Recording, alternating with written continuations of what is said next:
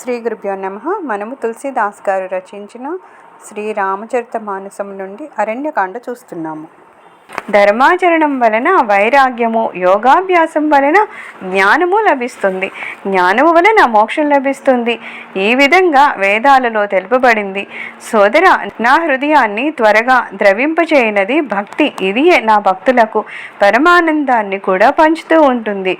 ఈ భక్తి స్వతంత్రమైంది. దీనికి ఇతర సాధనముల అవసరమే లేదు. జ్ఞాన విజ్ఞానాలు దీనికి ఆధీనాలు. నా యందలి భక్తియే నిరుపమానమైంది. ఇది సర్వసుఖాలకు మూలము. కానీ సజ్జన సాంగత్యం వలననే ఇది లభిస్తోంది. ఇప్పుడు భక్తి సాధన రీతులను సవిస్తరంగా వర్ణిస్తాను. ఇది సుగమమైన మార్గము. దీన్ని అనుసరించిన వారు నన్ను అనాయాసంగా పొందుతారు. మొదట బ్రాహ్మణ చరణలపై పూర్తిగా భక్తి శ్రద్ధలను కలిగి ఉండాలి. వేదోక్తంగా విధులను నిర్వర్తిస్తూ ఉండాలి. తత్ప్రభావమున విషయవాంఛలపై విరక్తి ఏర్పడుతుంది. విరక్తి వలన నా ధర్మము అంటే పూజనందు అనురాగం కలుగుతుంది. అప్పుడు శ్రవణాది నవవిధ భక్తి మార్గాల యందు మనస్సు దృఢమై ఉంటుంది. మనస్సు నా లీలల యందు అనన్య ప్రేమతో నిమగ్నమవుతుంది.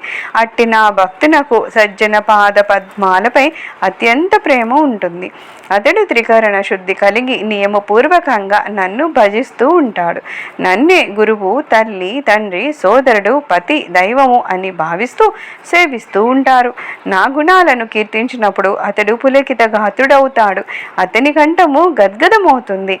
నేత్రాల నుండి ప్రేమాశ్రువులు ప్రవహిస్తూ ఉంటాయి. అతని యందు కామము, మదము, దంభము మొదలైనవి ఏ మాత్రము ఉండవు. అట్టి అనన్య భక్తునకు నేను సర్వదా వసుణ్ణై ఉంటాను.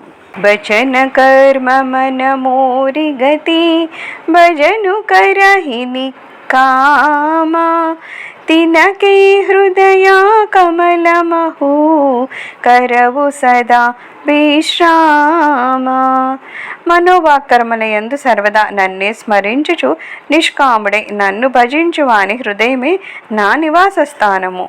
శూర్పణఖకు శృంగభంగము. భగత జోగసుని అతి సుఖ భావా, రచిమన ప్రభు చరణని సిరునావా.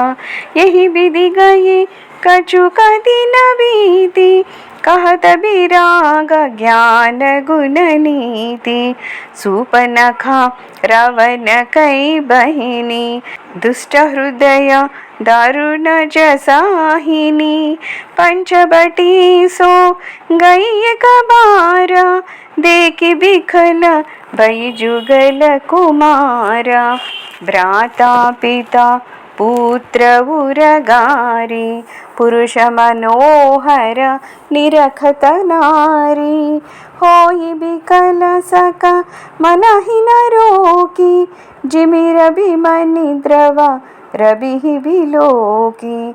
रुचिर रूप धरी प्रभु पहि जाई, बोली वचन बहुत मुस्काई.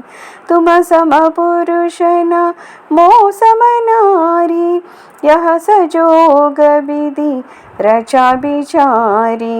मम अनुरूप पुरुष जग माही, देखु खोज लोक तिहु नाही.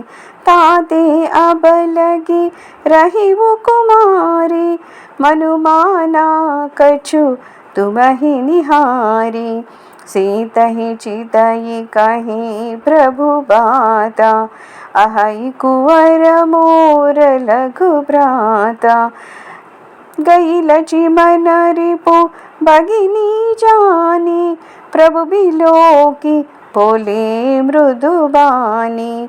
सुंदरी सुनु मैं उन कर दासा, पराधीन नहीं तोर सुपासा.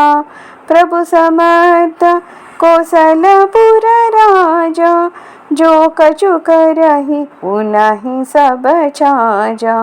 सेवक सुख चह मान भिखारी, व्यसनी धन शुभ गति बिचारी.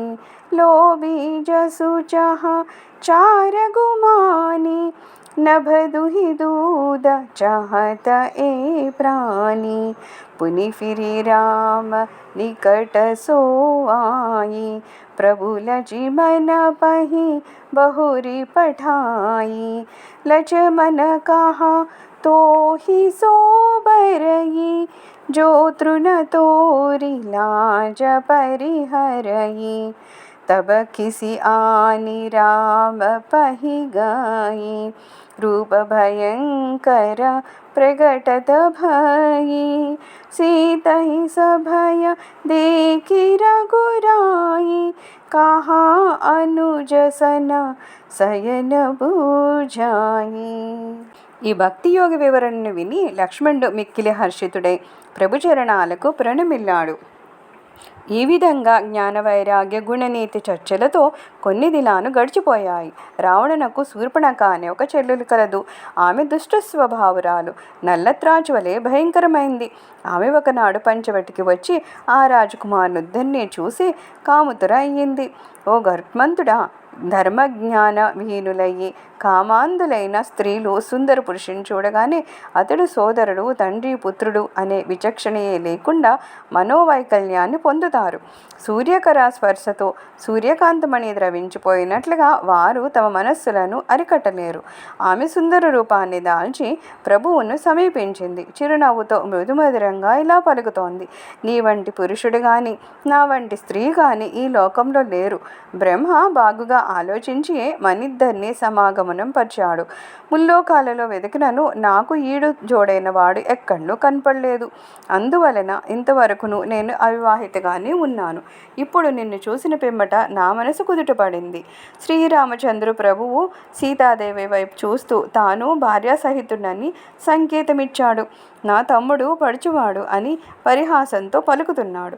అప్పుడు ఆమె లక్ష్మణి యొద్దకు వెళ్ళింది. ఆమె తమ శత్రువైన రావణుని చెల్లెలని ఎరంగి ప్రభువు వైపు చూసి లక్ష్మణుడి చిరునవ్వుతో ఇలా పలుకుతున్నాడు: సుందరి వినుము, నేను అతని సేవకుడను, అస్వతంత్రుడను. అందువలన నీవు సుఖాన్ని పొందజాలవు. ప్రభువు సమర్థుడు, అయోధ్యకు రాజు. అతడేం చేసినను చెల్లుతుంది. సేవకుడు సుఖమును, దరిద్రుడు గౌరవమును, వ్యసనపరుడు ధనమును, వ్యభిచారి ముక్తిని, లోభి యశమును, దురభిమాని అయిన దూత దౌత్యమును, నెరుపుటను, కోరుట ఆకాశము పిదికి పాలను పొందవచ్చును అనుకుండం వంటిది. అనగా గగన కుసుం వలె అసంభవమైంది అని చెప్తున్నారు. లక్ష్మణుని ఈ సమాధానాన్ని విని ఆమె మరలా శ్రీరాముని కడకు వచ్చింది. ప్రభువు ఆమెను తిరిగి లక్ష్మణుని కడకు పంపించారు. లక్ష్మణుడు సిగ్గును తృణ సమానంగా వదిలివేసిన వాడే నిన్ను వరించను అని పలికాడు.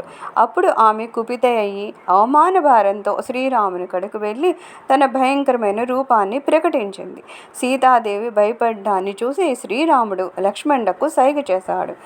లక్ష్మణ అతి లాఘవ సో నాక కాన బిను कीन्ही, ताके कर रावण कहा మనో చునౌతి దీన్హి. లక్ష్మణుడు మిక్కిలి లాఘవంతో ఆమె ముక్కు చెవులను కోసి తద్వారా రావణునకు యుద్ధానికై ఆహ్వానాన్ని పంపినట్లు చేశాడు. సర్వం శ్రీరామచరణారవిందార్పణమస్తు. లోకా సమస్తా సుఖినో భవంతు. ఓం శాంతి శాంతి శాంతి.